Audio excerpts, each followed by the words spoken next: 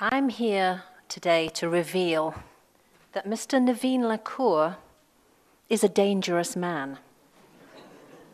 I have it on good authority because it's in his book. My favorite, I know we shouldn't have favorites, but we all do. My favorite chapter in the whole book is entitled Dreamers and Doers.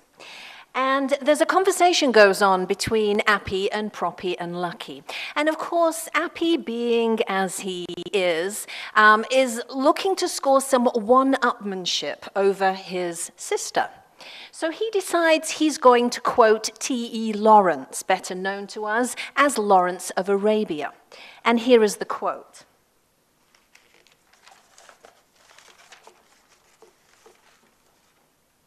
All men dream, but not equally. Those who dream at night in the dusty recesses of their minds awake the next day to find that it was just vanity. But those who dream during day, with their eyes wide open, are dangerous men, for they act their dreams to make them reality. So what that quote is saying is that all manifestations come from dreams, but not all dreams end up being reality. I also want to share with you that Mr. Naveen Lakkur is a rare man.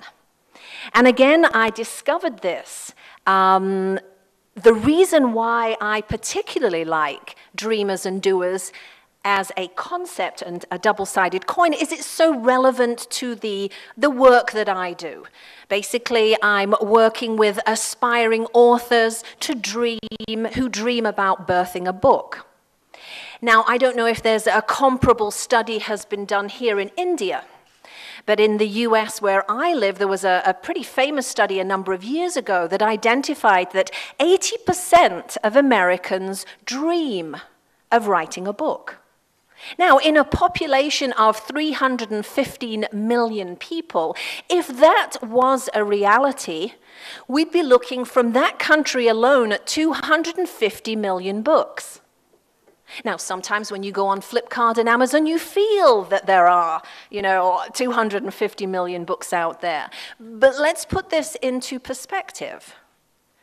Google, who have been attempting to do what the great library at Alexandria did, and that is collect all the books of the world, identified that there were, they estimated something like 130 million books in existence. So it's obvious that, not every American who dreams of writing a book has actually brought that into reality. But what if we look at India? UNESCO, the United Nations Educational, Scientific and Cultural Organization, produces a list of new titles according to countries, and India is number 7 on that list. You wonder how many books every year that India produces? 82,000 books out of a population of 1.2 billion people. And we're not talking about 82,000 authors here. You can imagine that, Deepak Chopra and a number of others are accounting for that. So that 82,000. So you are indeed an extremely rare person, Naveen, not just internationally, but especially nationally. One of the many things for which I admire Naveen is his thought leadership. And I define that basically as somebody who explores areas that most others don't, who asks questions that the others won't, and provides insights that others can't.